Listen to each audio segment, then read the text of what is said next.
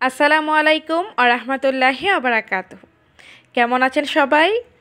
আশা করি সবাই ভালো আছেন, সুস্থ আছেন। আলহামদুলিল্লাহ, আমিও আল্লাহর অশেষ রহমতে খুব ভালো আছি। বরাবরের মতো আজকেও কিন্তু নতুন একটা ভিডিও নিয়ে আসছে আপনাদের মাঝে। আর এদিক দিয়ে কিন্তু বাজার করে নিয়ে আসা হয়েছে। আর আমরা তিনজন মিলে একসাথে বসে বাজারগুলো সব গুছিয়ে নিচ্ছি আর রান্নার জন্য প্রিপারেশন নিচ্ছি। তো এদিক দিয়ে খালা আছে আর আমার ননদ আছে। আমরা তিনজন মিলেই কিন্তু গল্প করতেছি আর সব কিছু কেটে কুটে রেডি করে নিচ্ছি, একটু পরে রান্না বান্না হবে। তো এই তো সব কিছু গুছিয়ে নেওয়া হয়ে গেছে, এখন রান্নাটা করে নিব আর আপনাদের সাথে একটু শেয়ার করতেছি আজকে কি কি রান্না বান্না হবে। এগুলো হচ্ছে ব্রয়লার চিকেন, তো ব্রয়লার চিকেনটা রান্না করব। আর এদিক দিয়ে বড় সাইজের রুই মাছ নিয়ে আসছিল দুইটা, এগুলো ভুনা করব। বাচ্চারা পাঙ্গাস খেতে লাইক করে, তাই কিছু পাঙ্গাস মাছ নিয়েছি, দুইটা মিলিয়ে একসাথেই ভুনা করে ফেলবো। আজকে কিন্তু একদম ঘরোয়া মশলাই রুই মাছ ভুনাটা করব। এত মজার হয় কি বলবো, একবার ট্রাই করলেই কিন্তু বুঝতে পারবেন আসলে কতটা মজার হয়। আর এগুলো হচ্ছে পাকা দেশি টমেটো, রুই মাছ আর বড়ই দিয়ে খাট্টা রান্না করা হবে। আর এটা কিন্তু আমাদের দেশীয় একটা রেসিপি, খুবই ভালো হয় খেতে। আর এই যে দেখতে পাচ্ছেন শিম দিয়ে শুটকি দিয়ে রান্না করা হবে। আজকে এই দুইটা রেসিপি আমার খুবই পছন্দের। আর আপনারা যদি দেখতে চান এই ধরনের রেসিপি অবশ্যই কমেন্টে বলবেন, আমি আপনাদের সাথে এই রেসিপিগুলো শেয়ার করার চেষ্টা করব। কারণ সবগুলো কিন্তু ভিডিও করা সম্ভব হয় না, ভিডিও অনেক বড় হয়ে যায়। আজকে আপনাদের সাথে রুই মাছের রেসিপিটা শেয়ার করতেছি। আজকে রুই মাছটা আমি ভুনা করব একদম ঘরোয়া মশলায়। আর এখন হচ্ছে লবণ আর হলুদ দিয়ে আমি একটু মাছগুলো মেখে নিচ্ছি। আর সাথে কিন্তু কয়েকটা পাঙ্গাস মাছ দেওয়া হয়েছে বাচ্চাদের জন্য। তো আপনারা যারা খেতে পছন্দ করেন না ওইটা পাঙ্গাস মাছটা স্কিপ করবেন। আর এই সাইড দিয়ে আমি একটা কড়াই বসিয়ে দিয়েছি, পরিমাণ মতো তেল দিয়ে তেলটা কিন্তু ভালোভাবে গরম করে নিয়েছি। এখন একে একে সবগুলো মাছ দিয়ে দিব। আপনাদেরকে ছোট্ট একটা টিপস দিব আমার মায়ের কাছ থেকে শেখা।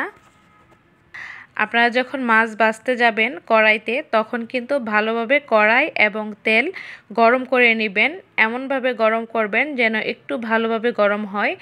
আর এতে করে কিন্তু আপনার কড়াইটা ননস্টিক ফ্রাই প্যানের কাজ করবে, একটা মাছও কিন্তু লেগে যাবে না, সুন্দরভাবে উঠে যাবে। আশা করি এই টিপসটা আমার নতুন রাঁধুনি ভাই বোনদের জন্য একটু হলেও উপকারে আসবে। সবগুলো মাছ কিন্তু ভাজা হয়ে গেছে, এখন একটা একটা করে উঠিয়ে নিব।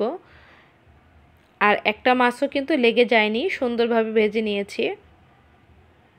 আর এতক্ষণ পর্যন্ত ধৈর্য ধরে যারা আমার ভিডিওটা উপভোগ করেছেন, এখন পর্যন্ত একটি লাইক দিতে ভুলে গেছেন, প্লিজ একটি লাইক দিয়ে দিবেন। আপনাদের একটি লাইক কিন্তু আমার জন্য খুবই গুরুত্বপূর্ণ আর আমাকে নতুন নতুন ভিডিও তৈরি করতে উৎসাহিত করে। তো এই তো একসাথে কিন্তু আমি অনেকগুলো মাছ এখানে দিয়েছি, একটা মাছও কিন্তু লেগে যায়নি বা ভেঙে যায়নি। সবগুলো মাছ আমি হালকা ব্রাউন কালার করে ভেজে নিয়েছি।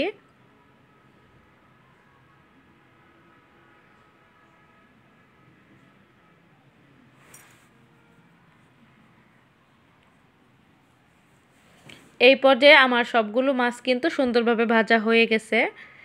সবগুলো মাছ উঠিয়ে আমি একটা প্লেটে রেখে দিয়েছি।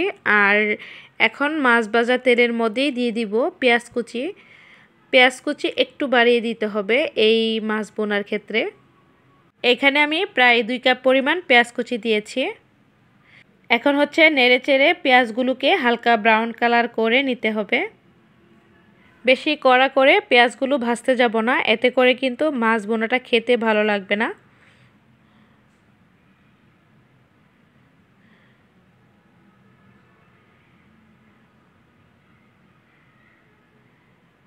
তো এই পর্যায়ে কিন্তু আমার মোটামুটি পেঁয়াজগুলো ভাজা হয়ে গেছে।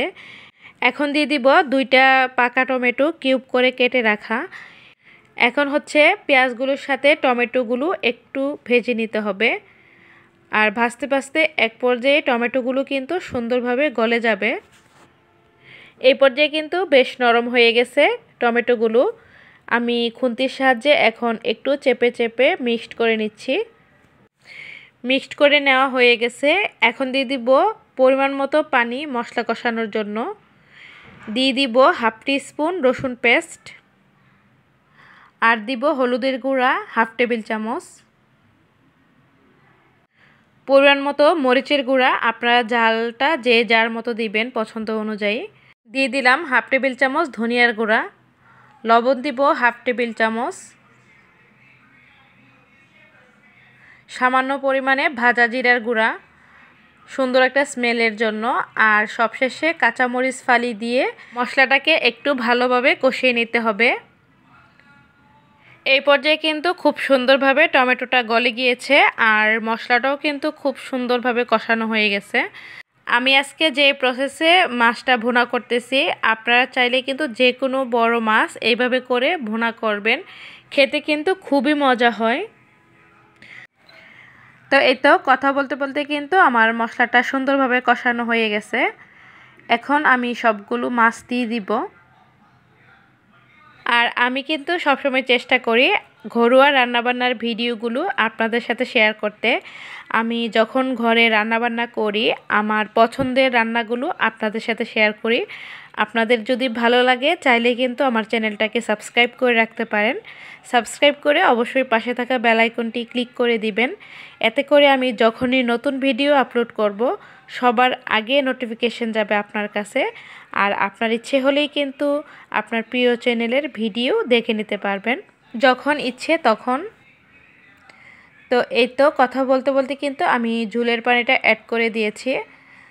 তো খুব বেশি একটা ঝোলের পানি দিব না আমি এখানে, ঝোলটা একটু মাখা মাখা রাখবো, সেজন্য আমি অল্প পরিমাণে পানি দিয়েছি।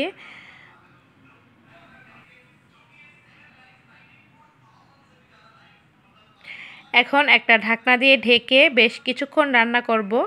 ফিরে আসব কিছুক্ষণ পর। তো এই তো আমি ঢাকনা উঠিয়ে নিলাম, ফিরে আসছি বেশ কিছুক্ষণ পর। এ পর্যায়ে কিন্তু আমার রান্নাটা মোটামুটি হয়ে গেছে। এখন আমি বেশ অনেকগুলো ধনিয়া পাতা কুচি অ্যাড করে দিব।